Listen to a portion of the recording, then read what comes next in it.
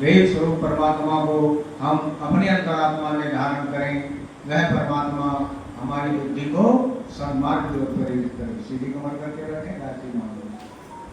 ओम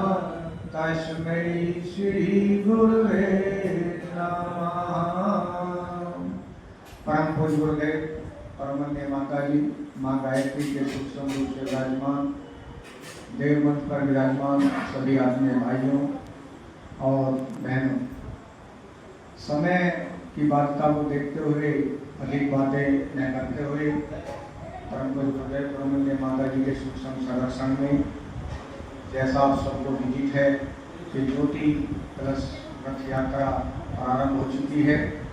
हम इसके विषय में कुछ चर्चा करें। जैसा वहाँ से निर्देशन है कि हम सबसे पहले युग निर्माण सत्संकल्प का पाठ अवश्य करें। हमको प्रतिदिन करना चाहिए। एक सेकंड पूछना चाहेंगे, जो कि हमारे भाई बहन सक्रिय कार्य करता है, क्या वो प्रतिदिन युग निर्माण सत्संकल्प का पाठ करते हैं या नहीं करते हैं? अभी नहीं करते हैं। अब ये मूल चीज है, कोई भी कार्यक्रम हम करें सबसे पहले युग निर्माण सत्संकल्प का पाठ अवश्य करें। और आपको जैसा विदित है कि जो हमारे 18 अध्याय हैं गीता के, उसके एक एक सूत्र पर एक एक संकल्प सूत्र निर्धारित है। बहुत बड़ी महत्ता है। जैसे गायत्री मंत्र हम सब पहले करते थे, कोई मानता था, कोई नहीं मानता था, कोई अवहेलना करता था, लेकिन आज कहीं भी चले जाइए आप, पूरे राजनीतिक तंत्र में, धन नीति तंत्र में जो भी कार्यक्रम शुरू होता है किसके द्वारा होता है? गायत्री महामंत्र में। ठीक ऐसे ही समय में आपने देखा भी होगा कि परम श्रद्धेय आदरणीय चिन्मय जी द्वारा जो लोकसभा अध्यक्ष हैं, अपने राज्यसभा अध्यक्ष हैं, उन सबसे बिरला जी, ओम बिरला जी से बात होकर प्रत्येक विधायक, सांसद और वहाँ भी अब जो है युग निर्माण सत्संकल्प का जो है पाठ दोहराया जाने लगा है। ये निश्चित हो गया है कि सबको कहना है। ठीक है, तो हम बोल रहे हैं वैसे सब बात है, लेकिन आज एक संकल्प के साथ में शुरू करना है कि प्रत्येक दिन हम 18 का स्वाध्याय करें या ना करें, लेकिन प्रत्येक दिन एक सूत्र का हम अवश्य उसको पढ़ें, मनन चिंतन करें और अपने जीवन में उतारने का प्रयास करें, तो ही सार्थक होगा। सबसे पहला सूत्र कौन सा है, बताएगा कोई?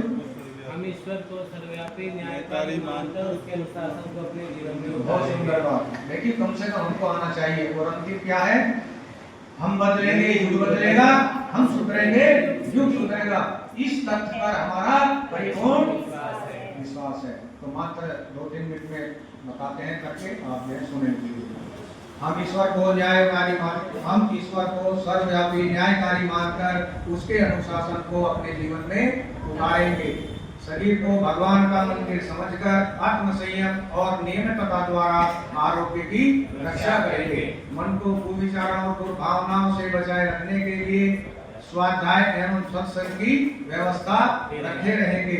इंद्रिय संयम, अर्थ संयम, विचार संयम और समय संयम का सतत अभ्यास करेंगे। अपने आप को समाज का एक अभिन्न अंग मानेंगे और सबके हित में अपना हित समझेंगे।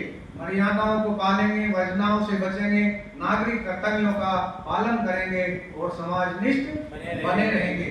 समझदारी, ईमानदारी, जिम्मेदारी, बहादुरी को क्या करेंगे? एक मानेंगे।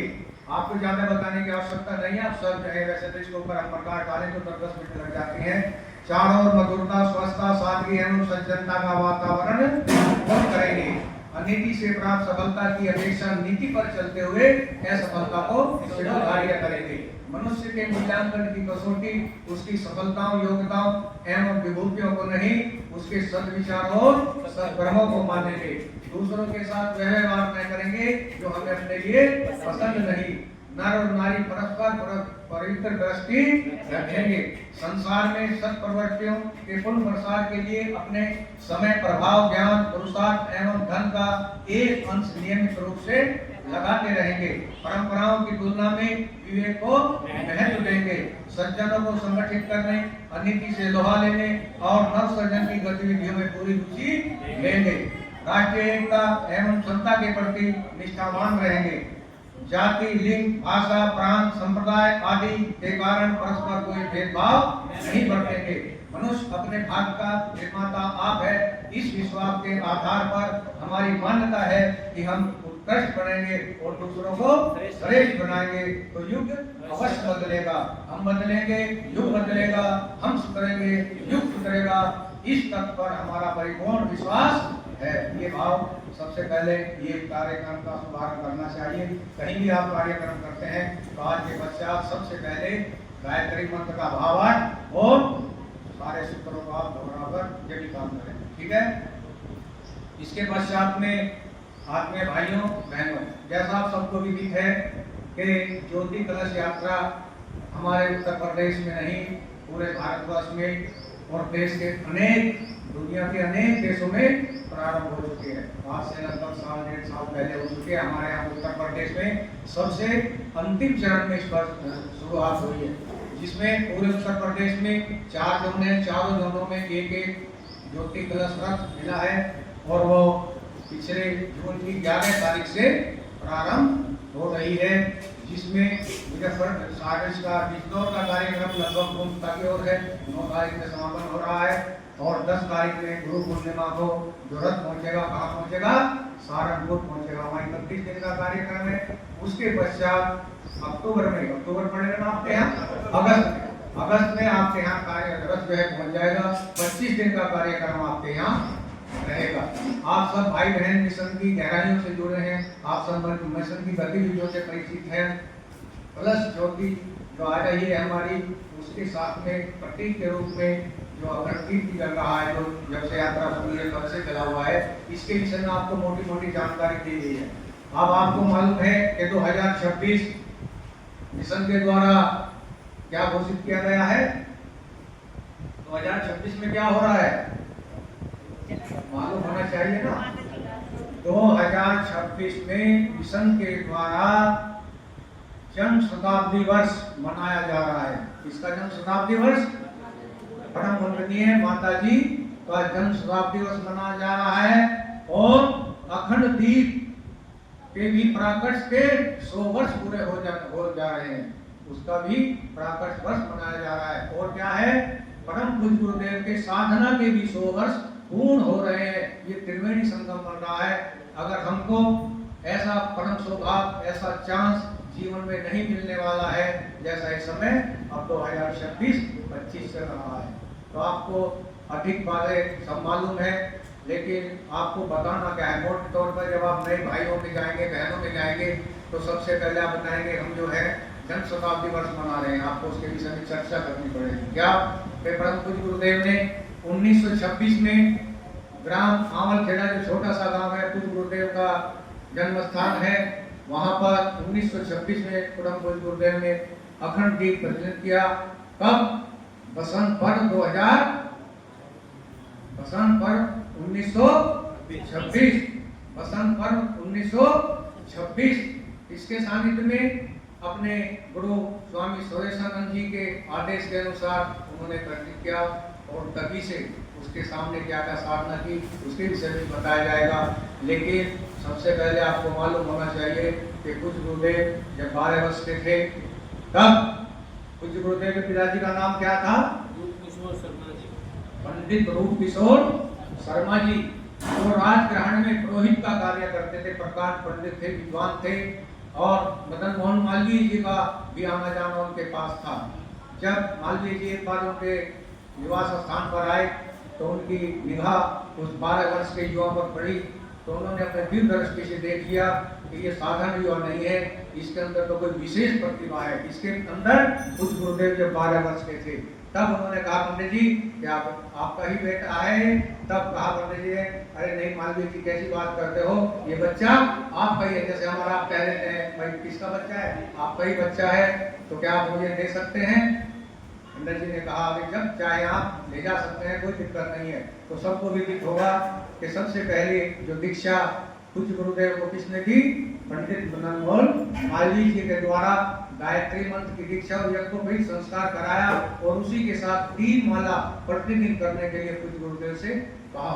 जब आपकी उम्र 15 वर्ष हो गई, 1926 बसंत पर्व के दिन, जब आपने देखी होगी अमर खेड़ा जो गए होंगे, छोटी सी बोतल थी, उसमें जब दीपक जलाकर पूजा कर रहे थे, तो बसंत पंचमी के दिन दादा गुरुदेव स्वामी सुरेशानंद जी उस ज्योति के रूप में प्रकट हुए। तो उस कमरे में ऐसा भव्य प्रकाश दिखा कि वो घबरा गए, पता नहीं क्या चमक रहा है। लेकिन थोड़ी सी देर में उस ज्योति में से दादा गुरुदेव का क्या हुआ, प्रकाश पुंज के रूप में अवतरित मूर्ति दिखाई दी, छाया दिखाई दी। उन्होंने कहा कि आप घबराओ नहीं, हम आपके पिछले 3 जन्मों के गुरु हैं और आपको क्या करना है, कैसे करना है, क्या योजना चलानी है, उसका हम आपको दिशा निर्देशन करने के लिए आए हैं। तभी से और आज तक अखंड दीप के सानिध्य में पूज्य गुरुदेव ने, आप सबको विदित है कि 24 लाख के 24 महापुरुष पूरे विधि और विधान के अनुसार किए।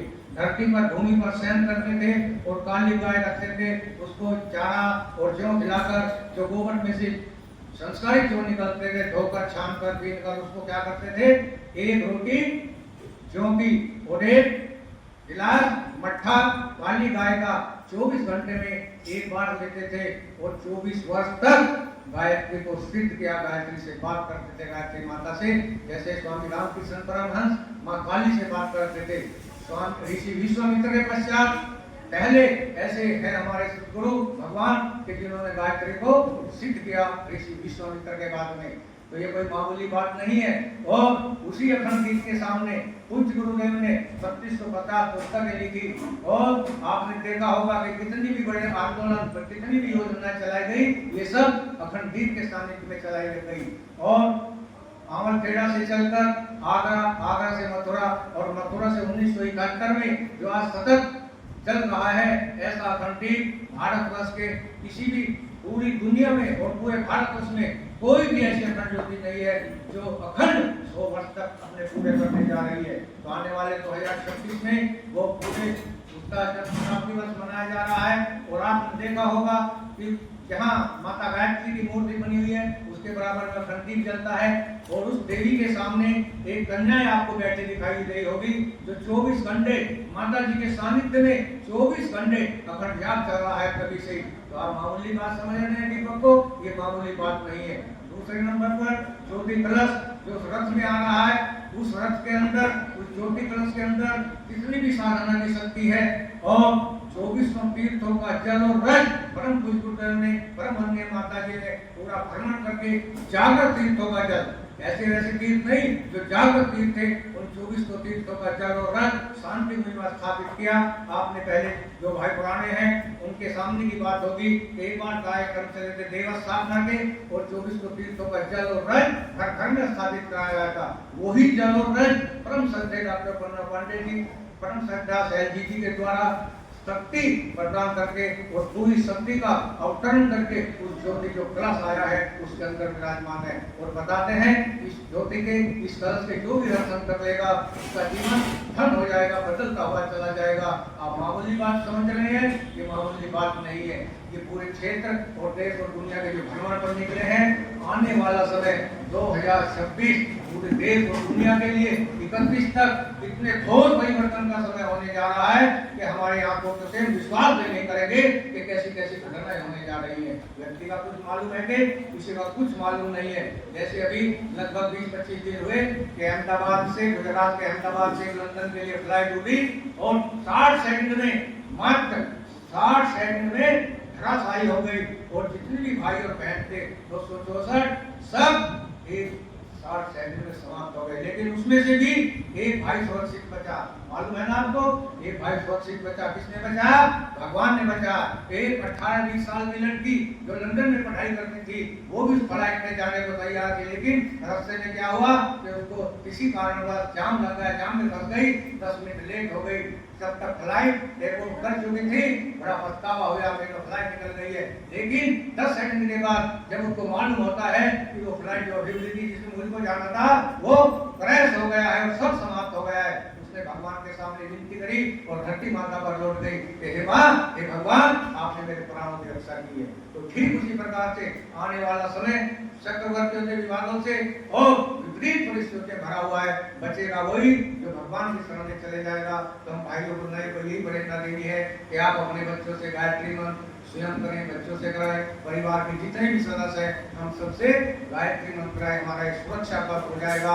और कितना भी विपरीत परिस्थितियां हो, कितना भी चक्र चलता रहे, लेकिन जो भगवान से जुड़ जाएगा उसका कुछ बिगड़ने वाला नहीं है। जैसे कबीरदास जी ने बहुत पहले यह देखा था कि चलती चाहती देख कर ये कबीरा रोए और दो पाटन के बीच में साबुत बचाना कोई। भाई उनका पुत्र कमाल बैठा हुआ था, उसने फिर कहा कि चलती चाहती देख कर ये कमाल चटाए पर जो किलड़ के पास में बाल ना बाका हो।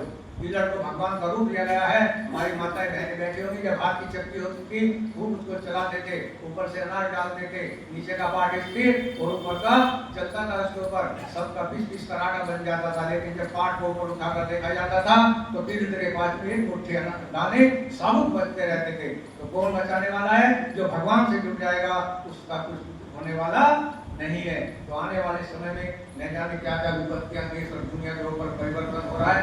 आपको बताने की आवश्यकता नहीं है कि आज एक देश दूसरे देश को मारने पर रमाता है। पूरा दुनिया, पूरा विश्व वहीं पर बैठा है, परमाणु के खेल पर बैठा हुआ है। न जाने कोई मूर्ख खाए और जिस दिन बटन दबा जाए पूरा समाप्त हो जाएगा। लेकिन कुछ गुरुदेव ऐसे व्यक्ति हैं, उन्होंने कहा है कि हम इस धरा को बचा कर रहेंगे, हम कुछ नहीं बिगड़ने देने दें। लेकिन चने के साथ उनके साथ में चना भी पीस जाता है, उस हानि तो झेलनी पड़ेगी।